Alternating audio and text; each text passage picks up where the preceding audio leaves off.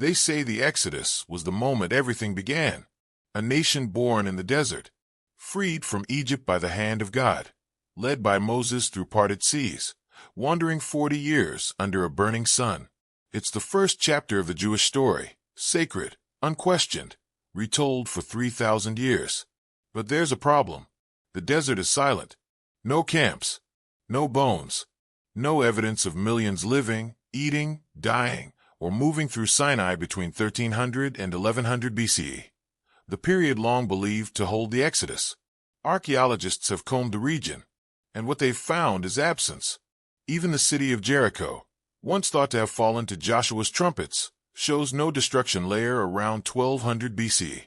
Its walls weren't there to fall. In 1999, Israeli archaeologists of Herzog stunned the world, writing, "The Israelites were never in Egypt, did not wander in the desert, did not conquer the land in a military campaign. The God of Israel had a wife, and the early religion of Israel was not monotheistic." His words shattered assumptions, but they didn't change tradition. Meanwhile, the genome was quietly assembling a different map. In 2022, scientists at Harvard analyzed DNA from 33 Jews buried in Erfurt, Germany, their graves sealed by plague and pogroms since the 14th century. What they uncovered was astonishing. Clear genetic continuity with Middle Eastern ancestors, despite 1,500 years in exile. Not just Ashkenazi Jews, but deep links between Erfurt, Baghdad, Damascus, and ancient Judea. These were not myths. These were signatures. In the cells, in the bones. Behar et al., 2010, Atzman, 2010, and Skorecki's 1997 study on Kohanim all point to the same origin, a core population in the Levant spreading outwards between 600 BCE and 800 CE, forming the backbone of Jewish diaspora DNA. But if they didn't come from Egypt in a miraculous march, then where did they begin? Archaeologists like Israel Finkelstein argue that early Israelites were Canaanites, locals, not foreigners, villagers who slowly formed a new identity during the collapse of Bronze Age city-states around 1200 BC. Not a liberation, but an evolution. So the question sharpens like a blade. If the Jews didn't flee Pharaoh, who were they before Moses ever spoke? Because before they were the chosen people, they were something else. And we're about to meet them. But what if that something never really existed? In 2009, Israeli historian Shlomo Sand released a book that hit like a thunderclap, The Invention of the Jewish People. His claim? That Jews weren't a single ancient nation scattered by Rome, but a patchwork of conversions, migrations, and medieval myth. He didn't just challenge the Exodus. He dismantled the very idea of ethnic continuity. According to Sand, modern Jews didn't descend from ancient Israelites. They imagined themselves into that legacy. A historical nation, born through story, not blood. The backlash was immediate. Scholars called it polemic. Politicians called it dangerous. But Sand wasn't alone. He was echoing a whisper that's haunted Jewish identity for centuries. What if the origin story isn't true, just sacred? Then in 2020, Bene Greenspan, founder of Family Tree DNA, fired back with a sentence that sliced through the noise. 75% of Ashkenazi, Sephardi, and Mizrahi Jews share ancestors from the Middle East. Not poetry, not theology, just numbers. A decade earlier, geneticist Doron Behar had already seen the pattern. In a landmark 2010 study comparing 14 Jewish communities with 69 non-Jewish ones, he found something uncanny. Despite centuries of exile and dispersion, Jews formed a single genetic cluster. Levantine, cohesive, recognizable. Ashkenazi Jews in Poland, Sephardi Jews from Morocco, Mizrahi Jews in Baghdad. Different languages, different foods, different stories, but the same mitochondrial fingerprints. Shared paternal lineages, markers that trace back not to Khazar or Iberia, but to the hills of Judea. It's not myth. It's mitochondrial memory. And yet, the question lingers. If the story of Exodus crumbles under a microscope, and yet the DNA still links back to the Levant, what do we call that paradox? Faith backed by blood? Or blood filling in for faith? Because if Shlomo Sand was wrong, and Greenspan was right, then somewhere in history, a thread remains. A thread uncut. A tribe, older than kingdoms, more stubborn than exile. But here's the twist. One medieval kingdom might prove both men wrong. Not a myth. Not a metaphor. A tribe. A throne. A nation that vanished. But left behind the one thing that never forgets: DNA. They left DNA behind, but no kingdom. Unless you believe the ghost story. In 1976, Hungarian-British author Arthur Koestler dropped a bombshell with the 13th tribe. His claim? That Ashkenazi Jews don't descend from the ancient Israelites at all, but from Khazars, a Turkic steppe people who ruled a mighty kingdom between the Black and Caspian Seas, and, according to some sources, converted en masse to Judaism in the 8th century. It was bold, it was radical, and it shook the foundations of modern Jewish identity. Koestler wasn't alone. Arab historians like al-Masudi and al-Biruni mention Khazar conversions as early as the 10th century. In 2013, geneticist Aaron Ilhake reignited the fire. His study, analyzing over 500,000 SNPs across 1,287 individuals, claimed to find signals of Caucasus ancestry in Ashkenazi genomes, supporting the Khazar hypothesis. Armenian and Georgian proxies, he argued, pointed to a non-Levantine origin. But the pushback came fast. Doron Behar and a team of leading population geneticists fired back the same year. They dismantled Ilhake's proxy choices. Their conclusion? No evidence of a significant Khazar contribution. Ashkenazi Jews, they insisted, clustered tightly with Sephardi and Mizrahi Jews, not with Caucasus populations. The debate was no longer scientific. It was existential, because this wasn't just about genetics. It was about legitimacy, land, memory, Zionism. For some critics, the Khazar theory became a way to delegitimize Jewish claims to Israel, to say, "You're not from here. You never were." But for others, the appeal was deeper. It offered a secular origin story, a people formed not by divine covenant, but by choice, adoption, transformation. And yet, the DNA doesn't support it. Ashkenazim carry founder mutations that trace back to the Levant, for maternal lines, dated between 900 and 1200 CE, shaped the modern population. Y chromosome haplogroups J1 and J2, still tied to the Near East, are common. So if Khazaria isn't the source, why does the myth refuse to die? Why does this medieval kingdom, long vanished, barely mapped, still haunt Jewish ancestry like a shadow? Because myths don't need proof. They need power. But beneath the fog of politics and polemic, there's something else. A set of bones, locked in the dirt of medieval Germany. And what they reveal rewrites everything. The bones in Germany didn't whisper about Khazars. They screamed something stranger. In 2022, Harvard geneticists opened a medieval graveyard in Erfurt, central Germany, sealed beneath stone since the 1300s. 33 Jewish individuals, buried before the Black Death and the city's brutal pogrom of 1349. Their bones were silent, but their DNA was not. What researchers found shook assumptions. 1/3 of modern Ashkenazi Jews traced their mitochondrial DNA to just a single woman, not a prophetess, not a matriarch of ancient Judea, but someone who lived in medieval Europe, likely baptized, likely local, before marrying into the Jewish community.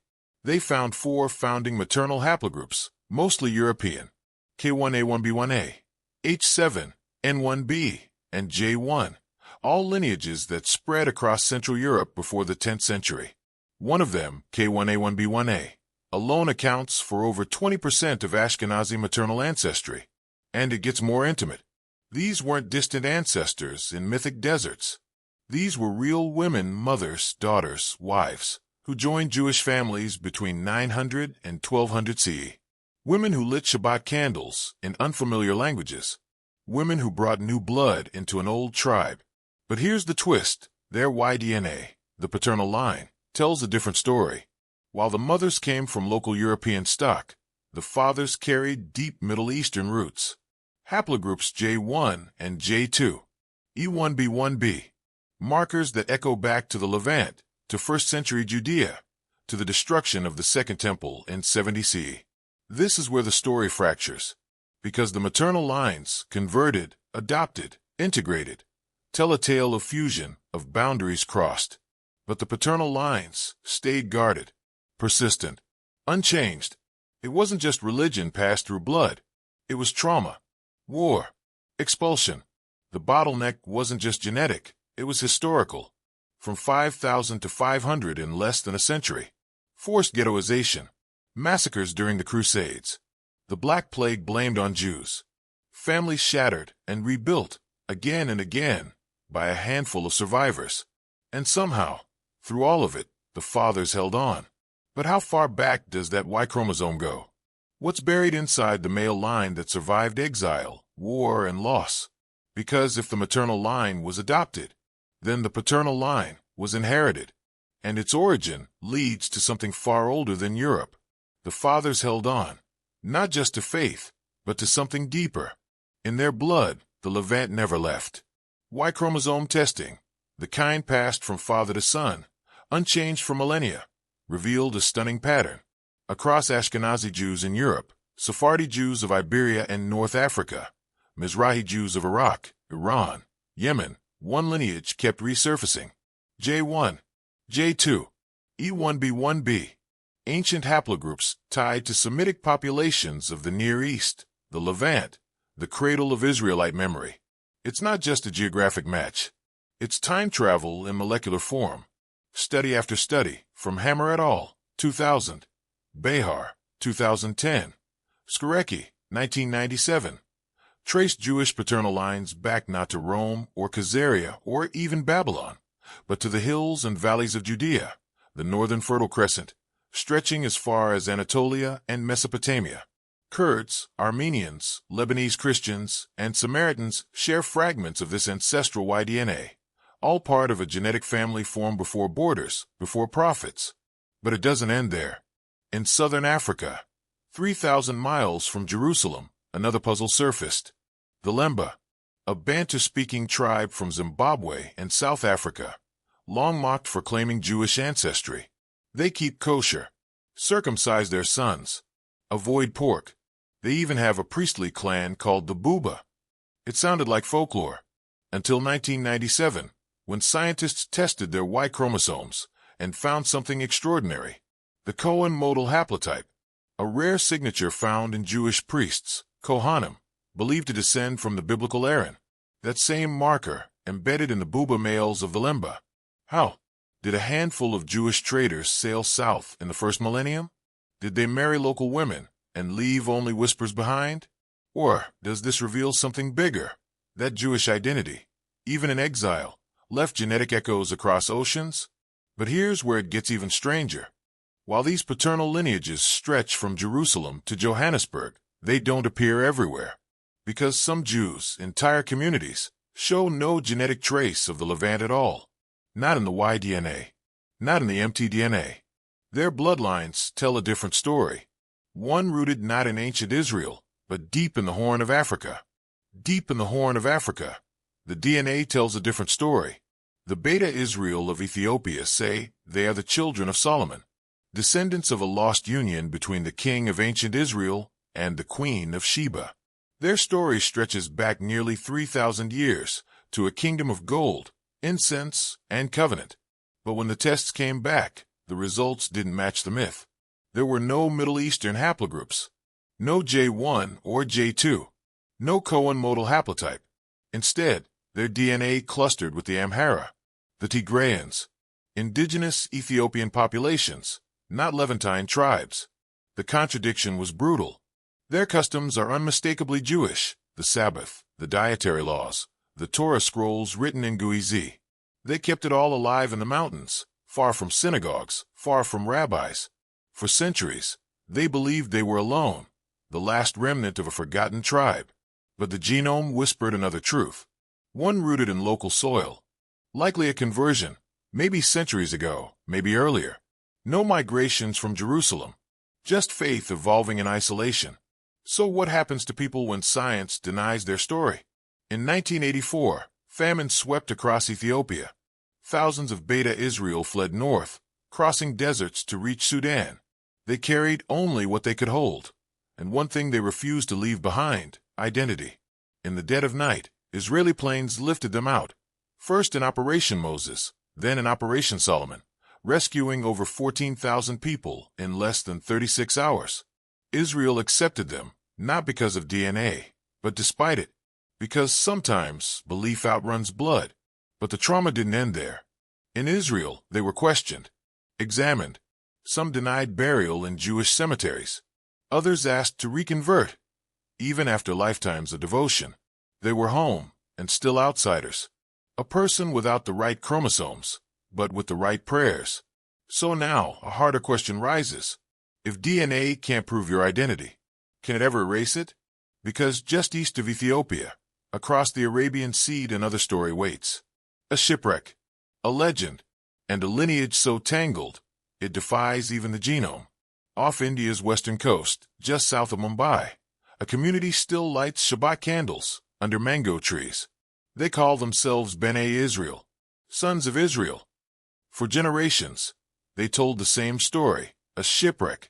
7 families, washed ashore near the village of Navgan, maybe 800 years ago, maybe 2,000. No scrolls survived, only the Shema, passed from parent to child like a whispered torch. Their neighbors called them the Sham Warteli, the Saturday oil pressers.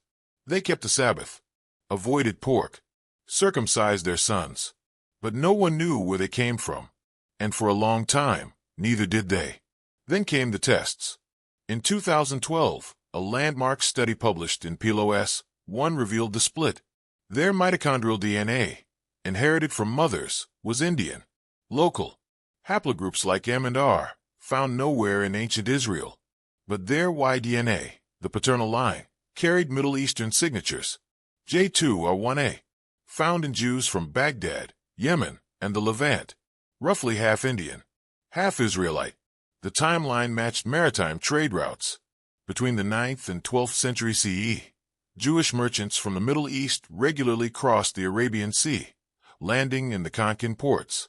Some stayed, some married, and over generations, a new identity bloomed, part local, part lost tribe.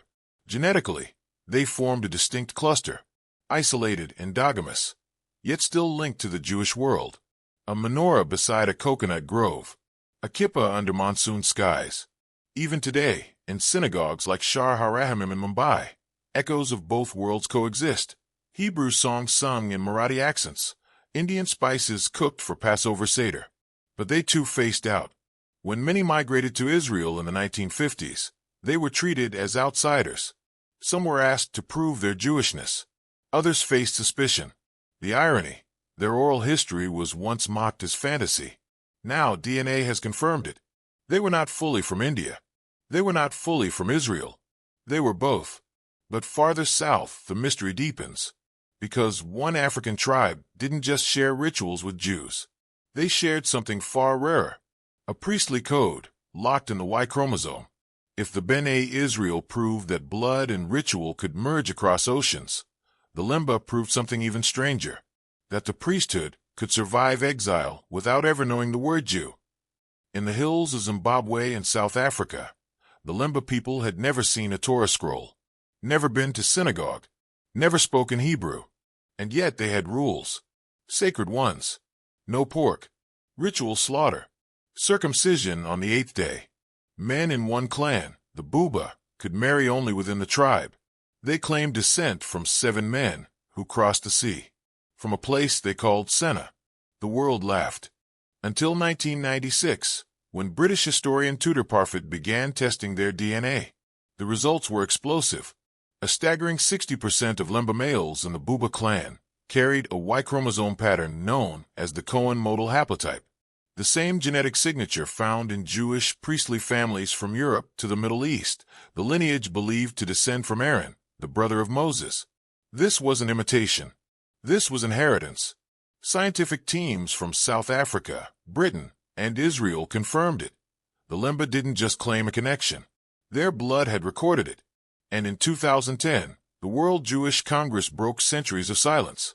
They acknowledged the Lemba's ancestral tie to the Jewish people, a political and cultural recognition that rippled across continents. But not everyone accepted it. Some rabbis said ritual isn't enough, that without matrilineal proof, the Lemba aren't halakhically Jewish. Others refused burial rites, synagogue access, full inclusion. It raised a bitter paradox. If a tribe can carry priestly DNA for 1,000 years in isolation and still be questioned, what happens when the opposite occurs? What if someone has no priestly blood, no Levantine markers, no traceable lineage at all, but believes, lives, and dies as a Jew? Because somewhere in Europe, that exact story unfolded, and when the results came back, his whole identity collapsed in seconds. Not in a pogrom, not in exile, but in a clean, quiet lab report. It started like any other 23andMe test, a gift from his wife, just for fun, a peek into the past. He was raised Jewish, circumcised on the 8th day, bar mitzvahed in Brooklyn. His family lit candles every Friday. His grandfather spoke Yiddish. No one ever questioned it, until the results came back. 0% Ashkenazi. No trace of Sephardi, Mizrahi, or Levantine DNA. Just Irish, Scottish, Western European. Everything but Jewish. His wife stared at the screen, and then asked a question no one had ever dared say aloud. Is my husband still Jewish? It hit harder than any theology class, any book, because here, in black and white, the machine was making a judgment. And in that moment, everything he believed about himself, his lineage, his belonging cracked. In 2020, the Forward reported the case. The man remained unnamed, but his story echoed across synagogues and dinner tables. Because it wasn't just about him. It was about us. What makes someone Jewish? Blood? Ritual? Memory? Rabbi Lisa Rubin, director of the Center for Exploring Judaism in Manhattan, answered with quiet grace. DNA is only a small part of our story. Identity lives in ritual. But not everyone agreed, because as DNA testing grows, from hobby kits to state policy, that quiet question has become a national one. In Israel, where the law of return offers citizenship to Jews worldwide, more people are being asked to prove ancestry, not with scrolls or stories, but with sequencing. In 2017, the Israeli Ministry of Interior began requesting DNA tests in some citizenship cases. Rabbis debated it. Politicians defended it. And behind it all, real people stood in limbo. Not because they stopped believing, but because a cheek swab said other. So now, a deeper fear rises. What happens when ritual no longer counts? When your fate, your belonging, is decided not by community, but by code? Because if DNA becomes the gatekeeper, then who decides who gets to stay? Not long ago, that answer lived in story, in names, memory, mezuzahs nailed to door frames. But now, in the shadow of the genome, the border has moved. In 2018, Israel's Ministry of Interior quietly began requesting DNA tests to settle citizenship disputes under the law of return. If a Russian or Ethiopian applicant couldn't prove Jewish descent through documents, the ministry sometimes turned to genetics. No law required it. No policy outlined it. But it happened. And for the first time, a double helix stood between exile and belonging. The law of return, written in 1950, was meant to welcome Jews from every corner of the world. Survivors of the Holocaust, refugees from Arab lands, families fleeing Soviet erasure. It was a promise. But a promise, it turns out, is only as strong as its paperwork. Thousands of Jews from the former USSR, many disconnected from matrilineal tradition by war, famine, or Stalin suppression, arrived without proof. Rabbis hesitated. Officials delayed. And in some cases, swabs were taken. In 2020, a Ukrainian-born woman was asked to provide genetic confirmation of her Jewishness. Her great-grandfather was a rabbi. Her family was buried in Jewish cemeteries. But without documents, her future came down to DNA. And even then, halakha, traditional Jewish law, looked the other way. According to Orthodox standards, Jewishness passes through the mother. If her line breaks, no genome can fix it. You can carry the Cohen modal haplotype and still be told you're not Jewish. So the contradictions pile up. One man with zero Jewish ancestry is raised with full tradition and questioned. Another with deep Semitic markers is rejected by rabbis. Immigration becomes a courtroom of bloodlines and beliefs. At Ben Gurion Airport, a man waits for approval, his luggage in hand, his grandparents' names on his lips. Somewhere, A clerk checks a test tube instead of a testimony. Because in this new world, a passport isn't just a document. It's a genome. But even now, there's one place DNA cannot reach. A truth it cannot read. And the final twist in this story begins not in blood, but in silence. The kind passed down in kitchens, not laboratories,